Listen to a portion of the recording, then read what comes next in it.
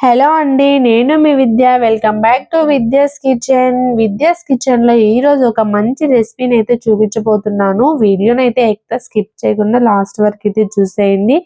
అలాగే మన ఛానల్ ఇంకా సబ్స్క్రైబ్ చేసుకోకుండా చూస్తున్న వాళ్ళు చిన్న సబ్స్క్రైబ్ అయితే చేసుకొని ఒక చిన్న లైక్ అయితే ఇచ్చేయండి. మీరు ఇచ్చే ఒక చిన్న లైక్ మన ఛానల్ కి కొంచెం సపోర్టింగ్ గా ఉంటుంది. అందుకనేసి ఒక చిన్న లైక్ అయితే ఇచ్చేయండి. తర్వాత మనం ఈ బ్రెడ్ హల్వాని ఎలా చేసుకుందామో వీడియోలోకి అయితే వెళ్ళిపోదాం. ఈ బ్రెడ్ హల్వా చేయడం చాలా ఈజీ అండి. నిజానికి చెప్పాలంటే మనకి కష్టం కూడా అనిపించదు, చాలా త్వరగా కూడా అయిపోతుంది.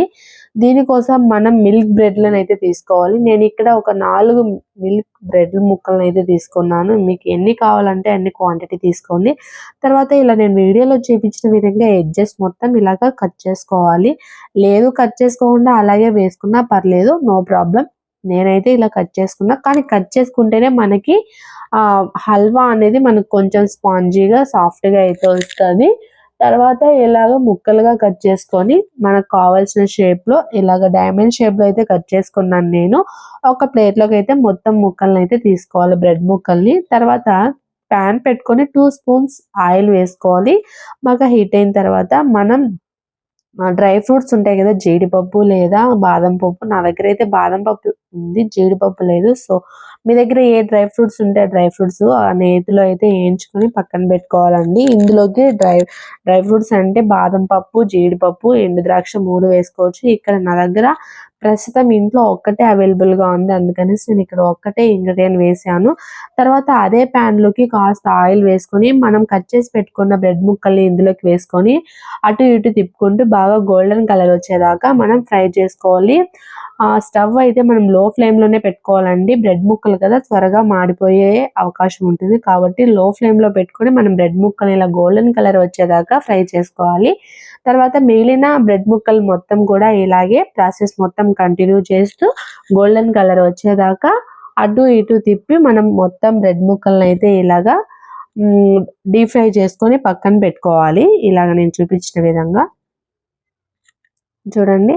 అలా మనం ఎక్కువ ఆయిల్ వేసుకోకుండా జస్ట్ లైట్గా వేసుకున్నా సరిపోతుంది. ఎందుకంటే ఎక్కువ ఆయిల్ వేసామనుకో బ్రెడ్ ముక్కలు పీల్చేస్తుంది ఎక్కువ ఆయిల్. తర్వాత అదే ప్యాన్లోకి ఒక 1/2 కప్పు చక్కెర వేసుకొని అందులోకి 1/2 కప్పుకి ఒక 2 కప్స్ వాటర్ వేసుకోవాలి.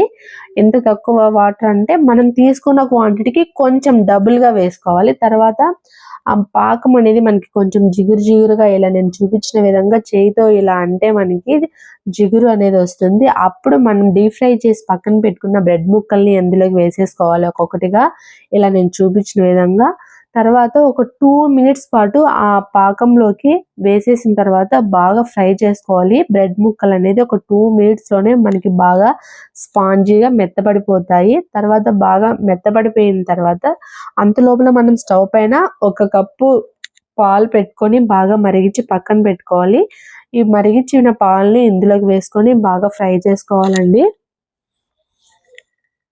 ఇలా ఫ్రై చేసుకున్న తర్వాత ఒక 3 మినిట్స్ లేదా 2 మినిట్స్ దాకా బాగా అటు ఇటు తిప్పుకున్నాక మనకి ఇలా అయితే రెడీ అయిపోతుంది. ఇందులోకి యాలకుల పొడి వేసుకొని కొంచెం ఫ్రై చేసుకొని, అలాగే ముందుగా మనం డ్రై ఫ్రూట్స్ అయితే ఫ్రై చేసి పెట్టుకున్నాం కదా, అవి కూడా వీటిలోకి వేసుకొని అలా ఇలా